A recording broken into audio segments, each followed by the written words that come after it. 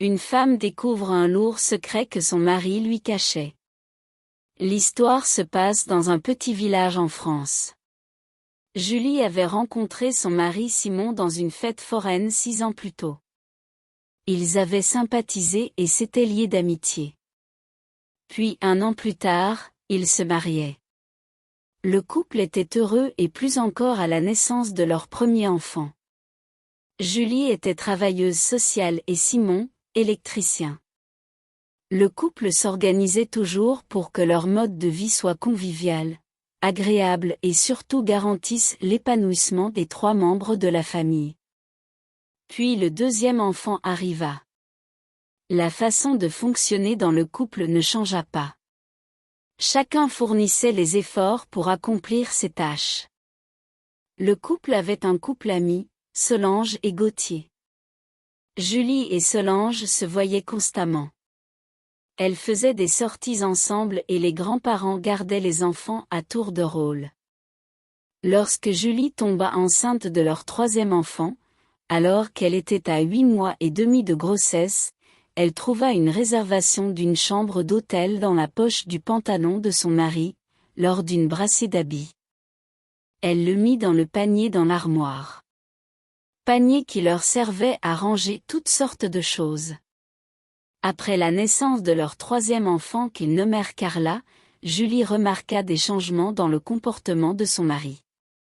Mais elle mit cela dans le compte de l'ouvrage. Elle le souligna à Solange qui la rassura.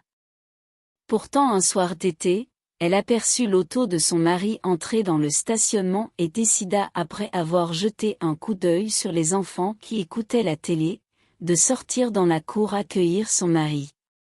Elle sortit par la porte du patio pour ne pas attirer l'attention de la dernière-née. Julie surprit la conversation de son mari qui était resté dans la voiture.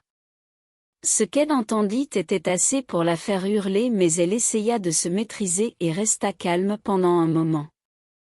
Après quelques secondes, ne pouvant plus supporter d'écouter la suite de la conversation, elle toussa en parlant comme si elle s'adressait aux fleurs.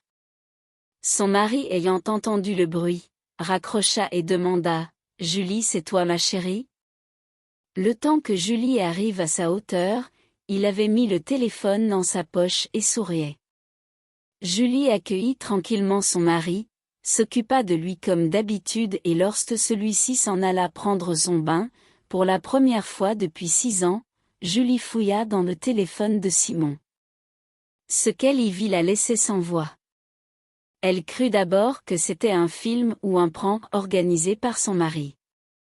Mais ce qu'elle avait entendu et ce qu'elle voyait dans le téléphone montrait qu'il ne s'agissait pas d'une blague.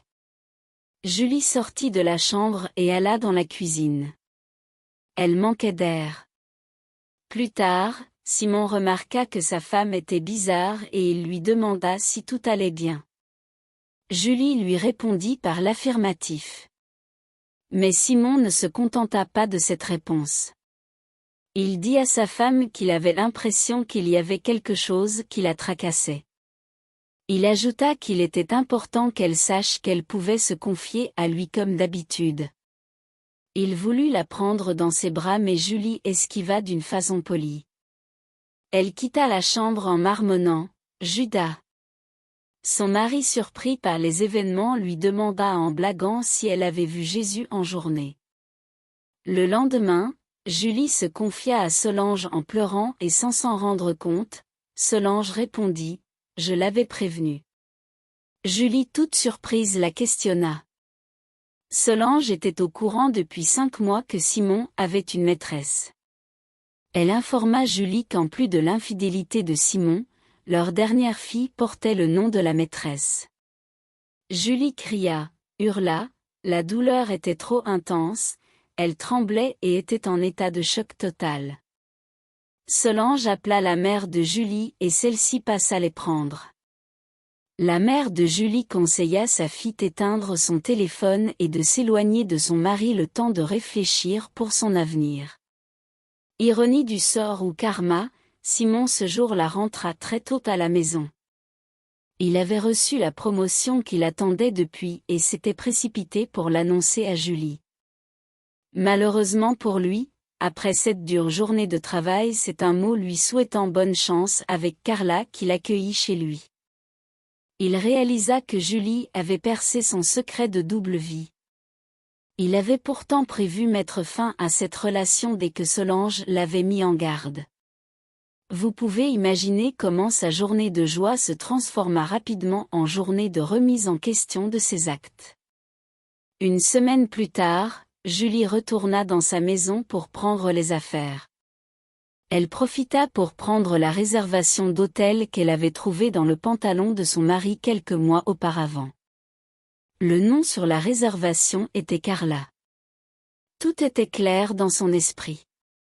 Julie demanda le changement de nom de sa fille à l'état civil, elle demanda aussi le divorce. Puis trouva du travail dans une autre ville. Dès qu'il fallut parler de la garde des enfants, Simon se mit à pleurer et à supplier Julie de lui pardonner et de revenir avec lui. Julie et Simon, bien que divorcés, vivent actuellement dans le même quartier à Bordeaux. À force de passer prendre les enfants pour les week-ends, Simon a réussi à montrer à Julie qu'il avait changé.